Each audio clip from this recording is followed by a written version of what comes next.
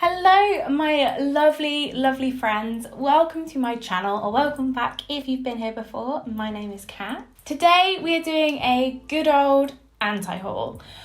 This is partly because there are so many releases that are just awful, and also I don't need to buy any more makeup right now. I have bought so much recently, like way too much for someone who's supposed to be on a beauty budget. That I want to talk myself out of some releases, as well as just talk about releases that I think are bad. Again, this is all personal opinion. You don't have to agree with me, and that's fine. It's products, they're brands, they don't care. You don't have to die on the hill of supporting a brand that doesn't know you exist. Okay? This look is one I've just created for a upcoming 3 looks 1 palette with the Beauty Bay Book of Magic. I filmed 2 looks. I've got one more to do. I might do it today or tomorrow. I haven't decided yet, so I don't know when it's going to be with you, but it will be up soon. Okay, let's get on with it. Let me scooch. Now I'm on a wheelie chair. Like, that works so well. And you can see there's a bit of mess back there. Oh no, my drawing's fallen down. I just noticed that. I have filmed for like half an hour at least, and just noticed that has fallen. Let me find that. Boop. Move over again. Okie dokie. So, a couple of things that I want to talk about that I do genuinely really like and am sort of talking myself out of buying. Also, I use my phone as a microphone, so if this now sounds weird or anything, that's why. It's because I'm now holding my phone. This is the new Musee Beauty Van Gogh palette. It is beautiful. It is so pretty. I love the colour story so much. I love that it's smaller. It's $28, which is still a bit steep for me personally, because I would have to pay for shipping and taxes and everything like that, so it would end up being quite a lot for a small palette. However, the colour story is really beautiful. I just think it's really pretty. However, oh my god, take a shot every time I say however. Jesus Christ, Katie.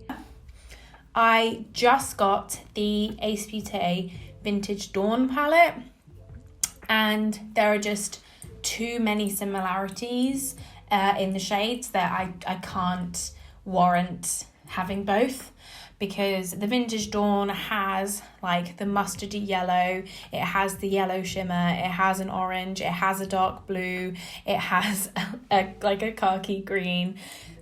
I just can't warrant having both palettes, and it's a shame because I was really excited about a new release from them, and I hope that one day they do release something that I really want, because I think it's so cool that it's just like young girls who just created a brand.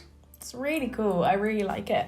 The other thing that I actually really like, that I was kind of surprised how much I like it, is the new Luna Beauty release. I think it's gorgeous. I love Manny's vision. He's just got such solid vision behind everything that he creates, which I think is so interesting to see, because there are so many brands that just kind of throw products out with no thought behind them, no nothing. But I feel like his releases are quite few and far between, which I think then gives him the time and the opportunity to really think them through, so he knows exactly what he's doing and why he's doing it, which I think is really cool. And I just really like this colour story. You've got those nice warmish neutrals, and then that row of blues is really gorgeous. They're really nice tones of blue that you don't often see, those like cool grey blues, and then that row of shimmers. I mean, it's very not generic, that's not the word I'm looking for. It's not innovative in any way, shape or form. It's not colourful. As he said, he wanted to create a neutral palette that was like the sister to the Strawberry Moon. Strawberry milk. So then it's got, he's got 2 neutrally palettes in his arsenal, but one is more bright and one is more muted, which is this one, which I think is really interesting, and I just really like it. No real interest in his liquid lipstick or the lip gloss. I really don't. care. I'm not a huge, like, I love lipstick. I really do love lipstick, but it's kind of like with nudes, it's kind of like I found a couple that I really like, and they're probably the ones I'm going to stick to. I'm not really excited by, like, looking into nudes and trying loads of nudes. That's just not what I fancy. So, and the brush set. He's got a brush set. That's cool. I like brushes. I need new brushes, to be honest. So, possibly I could get brushes. But anyway, it's really cool. I really like it. And I'm really happy for him that he is just successful. I think it's really cool. The third thing that I do really like that I will never buy, probably will never buy, is the Melt Beetlejuice collection. It's really cool. I think everything is gorgeous. That like green potted eyeliner is stunning. It's such a nice shade of green, like acidy green. It's gorgeous. The eyeshadow palettes, whilst they are beautiful, I probably will never buy them. The like purple and grey one is just not my makeup aesthetic at all. I think it's really cool, and I've been enjoying watching videos of people using it, but it's just not something I would ever really use. And the so that one's called The Waiting Room. Yeah, that one's The Waiting Room. And then the recently deceased eyeshadow palette is the one that's all greens and purples. I have all of these in my palette collection anyway, so I will not be buying this. I do think it's really cool. I think Melt just have their aesthetic down to a T, and their packaging and everything is always just great. Okay, now let's get to a few things that I will not be buying because I think they look like trash. So Patrick Starr owns a brand called Onesize, which first of all I find strange anyway, because in no world one size fits all. That is completely false. And he's bringing out a setting powder, but only in 2 shades. So it's got the translucent. There's the translucent for fair, light, medium, and medium dark skin tones, and dark deep formulated with warmer undertones for dark and deep skin tones. Okay, what about medium skin toned people with a neutral undertone? What about medium skin tone people with a yellow undertone? What about fair people with a neutral undertone? What about fair people with a pink undertone? What about deep dark people with a cooler undertone? I just think in this day and age of makeup creation and branding, it's just not good enough to just have 2 shades for a complexion product. It is not good enough. You have to have at least, for a powder, if you're going to do like translucent powders or whatever, like for different skin tones, you need at least 5. That should just be the standard. And for some reason, he's getting away with having 2. But yeah, the packaging as well, it looks very Korean, the packaging, like Korean makeup, that like kind of soft pink, which is quite nice. But also the actual like practicality of it, because the powder comes out of the little oblique between the O and the S, so that would just be a lot of powder would come out. It doesn't seem like there's going to be a way for you to just get out enough powder just to use on one go. Like sometimes, powders have like little holes in, so you can just kind of shimmy it out or like turn it upside down, and that usually gives you enough. I just feel like this will be a bit of a mess. Such a shame, but yeah. Two shades is just not good enough. It's not good enough. This next one, right, I want to talk about because I've seen nothing but praise for these. But I want to talk about them because okay, so this is the holiday collection from House Labs. and it is their 4-way shadow palettes. There are 1, 2, 3, 4, 5, 6, 7, 8, 9 quads they have come out with. I am not a huge fan of House Lab. I've never tried them. Just to say, I've never tried House Labs before, ever. And I probably won't, because everything they've released has been so underwhelming to me, and it's just not Lady Gaga. I don't understand. There seems to be such a disconnect between her and her brand. But the thing that got me about these is that these look like beauty glazed palettes. If you don't know what beauty glaze is, it's like a cheap makeup brand that you can get from AliExpress. And they do like eyeshadow palettes like this. This packaging looks so cheap and flimsy and they just look like something you would buy from AliExpress. I don't think these are particularly... How much do these cost? $24 for these quads that look like they're worth about $4. I feel like this is just me, because everyone else I've seen mention these have been like, oh, they look so gorgeous, these lovely little colour stories and blah, blah, blah. And it's just like, is it just me that thinks these look cheap and underwhelming? And I mean, there's only 2 that actually have any colour in.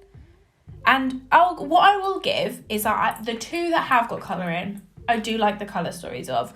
I'm a huge fan of purple and gold. I love purple and gold together. So that one that's purple and gold, I'm not sure what that's called. For Disco, I think it's called For Disco. I think that's quite cool. And then the one that's called For Runway, which is like a shimmery green, peachy orange, a shimmery white, and a shimmery pink. I think that's all right. But it is underwhelming and it looks cheap, and I would not spend $24 on any of these. Okay, the next thing I want to talk about is the new Glam Light Paint Palette, Paint Pro. They've released this palette. That's why I wanted to talk about this. They have released this palette. This palette already exists. They already have a paint palette. I don't really understand. I'm not a big fan of Glam Light's like gimmicky packaging. I prefer things that are a bit more sophisticated and artistic rather than like childish and cartoony. So I'm not a fan of this at all, and it is just a rehashed version of a different palette. I would be fine with this if they were releasing like they did like the burger sliders. They did like a mini version of their burger palette. If it was like that, if it was a mini, then like fine. But this is just another rainbow palette, and I do feel like most of Glam Light's palettes are rainbow palettes. The cake palette was a rainbow palette.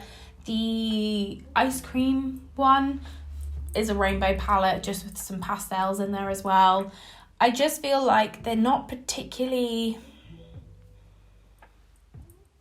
innovative, even though I think people think they are because of this packaging. But at the end of the day, with makeup, it's what's on the inside that counts. Because you're not going to use the packaging, you're just going to look at it. So I just kind of feel like this is a bit of a cash grab, because a lot of people will think, well, I've got the first one, I want the second one too, which kind of sucks. I hope people will think, well, I've got the first one, I don't need the second one. But unfortunately, in today's consumerist society, everyone wants everything, and it's not our fault because it's fed into us that this is what we want. We should want more, rather than being satisfied with what we have. And then we're told that we're ungrateful and greedy. It's annoying, isn't it? Okie dokie, let's talk about the Natasha Denona Trio Chrome palette. I still want something from Natasha Denona. I don't know what. I just want something. I want to try her brand so bad. I think I want the face palette that's like all bronzes and it's got like 2 creams and 2 powders. I think that would be really nice. But anyway, this is what we're talking about. We're talking about the Trio Chrome. This is $130 or something, $130 for 3 multi-chromes in a palette of, how many shades we got? 15 shades, called the Trio Chrome palette, and it has got 3 multi-chromes for $129. Excuse me? I don't get this. I really don't get this, and people are losing their absolute fucking marbles over this, because independent brands have been doing multi-chromes for what feels like forever now, honestly. I am desperate to try some multi-chromes from either Davina or what they called? Terra Moons or Cleona. And you could buy 3 multi-chromes from one of those brands, and it will cost you like a quarter of the price of this palette, maybe even less. Because I can almost guarantee you that if you have a makeup collection of any size, really, you probably have all of these mattes. These mattes are so standard that I just kind of feel completely underwhelmed by this palette. I've watched people use it and I've been like, okay, the looks you can get from it are like pretty, but it is not $129 worth. People are buying them for the multi-chromes, and the multi-chromes that are in this palette are absolutely underwhelming. They're nothing in comparison to what indie brands do. I feel like I'm being like real harsh right now, but the way she advertised this is like this like new, incredible like palette that no one's ever seen before. Wow, this new incredible formula. And she can't even do like a really good job of it.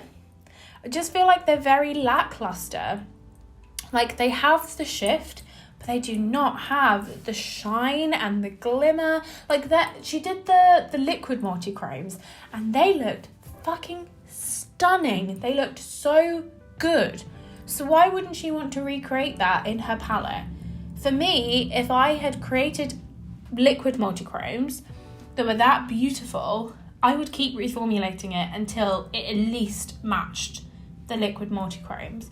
Because if you're someone who's bought the liquid multi-chromes and then you think, well, I'm going to buy this palette because I love this multi-chrome liquid shadow that I have, I think you'd be really disappointed. The swatches, the pictures of people using it, videos I've seen, it's just, they're dull.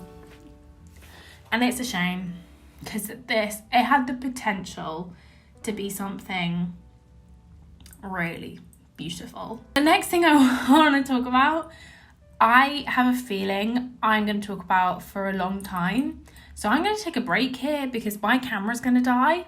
So I feel like I need to charge it before I can talk about this, because I have so many thoughts and so many feelings about what I'm going to talk about. So I'll be back to talk about it probably in the next, for me, the next half an hour. For you, it's going to be right now. But hi again. I've been gone for about an hour. I went and I ate some food. I edited. Went back and we're going to finish this video.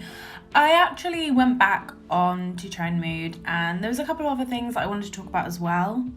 So I'm going to end on a positive. So I'm going to go at it on this thing, and then we're going to end on a positive. So the thing that has got me really riled up, I guess, is the way you could say this, and something that I feel like we need to talk about, is the Plouises the Plouises cancelled collection. So let's just look at it objectively, right? Not that I give a shit what is in this collection. It's a absurdly large neutral eyeshadow palette. It is a brush set, and that's an eyeshadow base, I think. And okay, I'm going to put my phone down to talk about this because I don't need to look at this awful collection. So, if you don't know, which I didn't know about this until this collection was released, the girl who runs Plouise, I'm not sure what her actual name is. She's English. I'm not sure exactly where she's from, but it's a British brand. Obviously, Plouise is very well known for. I took my earrings out because they were hurting. Plouise is very well known for their eyeshadow bases. They do these really thick eyeshadow bases. It's not my kind of style. I've never been interested in it. However, it became huge, these eyeshadow bases. Their palettes are obnoxious. They're huge. They're chunky. They're really just like ugly. Unfortunately, the packaging has always just been so unattractive to me. So there's never been a brand that I've really kept an eye on. I don't follow them on any sort of social media. If there's a video on one of their palettes, I don't really care to watch. But then I saw on, I think it was either on Trend Mood or something, I saw this collection. I was like, I wonder what this is. I did some research. It turns out that the girl who runs Plouise said the N-word. I think she was singing it in a song and it was recorded. And instead of apologising for using an incredibly offensive slur as a white woman, she basically was like, well, I have a black boyfriend. So, which is not how that works. Even if you have a black boyfriend and that black boyfriend says to you, I don't find it offensive if you do that. So the rest of the entire fucking black community probably does. So you'd rather just be safe than sorry, right? If like a whole majority of people are saying, hey, we actually find this really offensive, and then there's one person that's like, well, I don't. Why would you then go with that person? Unless you don't care. You don't care if people find it offensive. You want to use it, so you're waiting for that one person to tell you it's okay. Anyway, so she didn't apologise.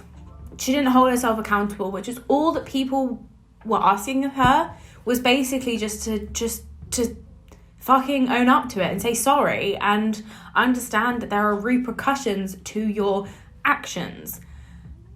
And instead of that, instead of being a fucking adult and realising that you've hurt an entire community of people by doing this, she has come out with this fucking collection, and it is the cancelled collection about bullying and social media and cancel culture, blah, blah, blah, blah. And I just wanted to talk very briefly about cancel culture, because a lot of people don't like cancel culture. They think it's toxic. They think it's bad. The way that I see cancel culture is that it doesn't fucking work. It doesn't work. You cancel people, you cancel these celebrities because they have done certain things. Most of the time, it doesn't fucking work because they still get paid, they still get jobs. Because at the end of the day, those above don't give a shit about whether this person is a racist, whether they are a sexual assaulter. It doesn't work unless you are someone who isn't famous, unless you are someone who isn't the face of a brand. The amount of people that have tried really hard to deplatform and cancel Jeffree Star, and he still makes plenty of money.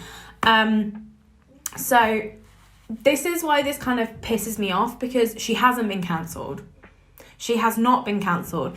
I have watched so many I'll be watching like a Get Ready With Me and people still use the Plouise base and name it. They have used I don't know, like things from the brand. There's there's YouTubers that I really like who have used Plouise eyeshadow palettes recently. So she hasn't been cancelled. People are still going to buy from her brand. People are going to forget that she did this, which, in my opinion, sucks. It sucks because she's an adult woman who should know better. There is a difference between children who make mistakes than adults who are fully aware of the repercussions. And even if they're not, even if you are someone that lives under a fucking rock and doesn't understand these repercussions, when someone respectfully explains it to you why something you have done is offensive and why you should apologise, then you should apologise. Do you know what I mean? I just think it's so wrong that she is making money from her saying the N-word. Because that's what this is.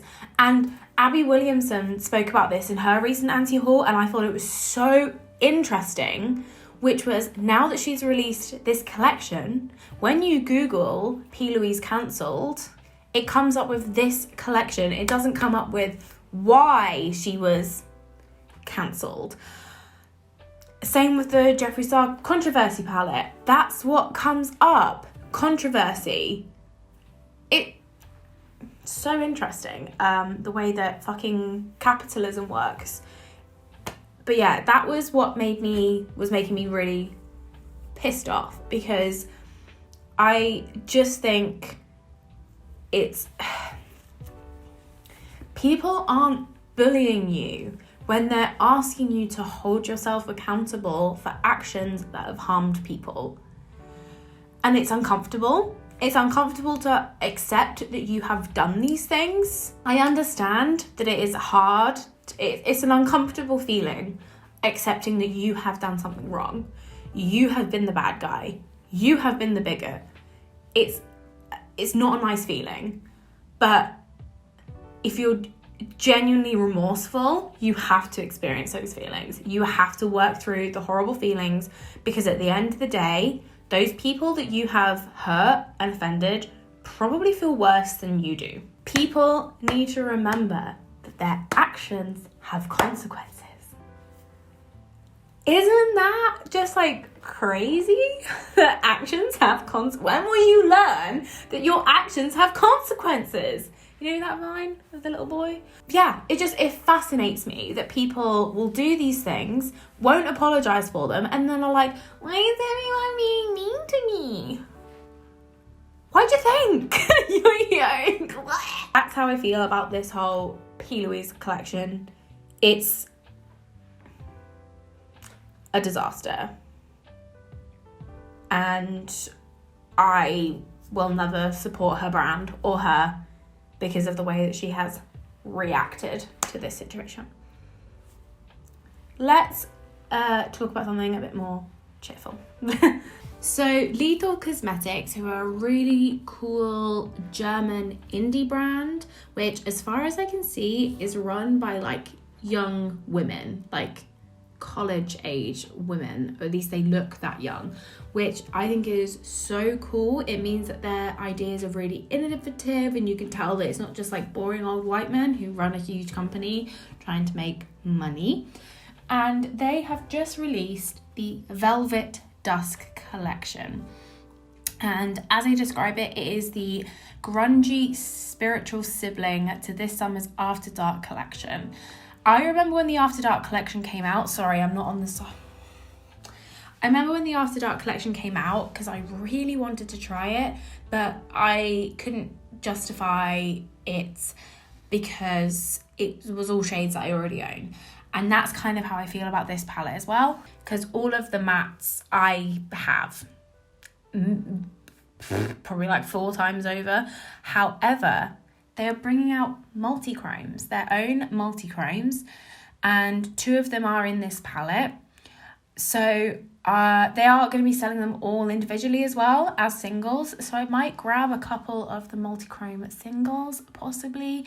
And they also released some more of their liquid or their gel potted eyeliners, which Teresa is dead. She loves them.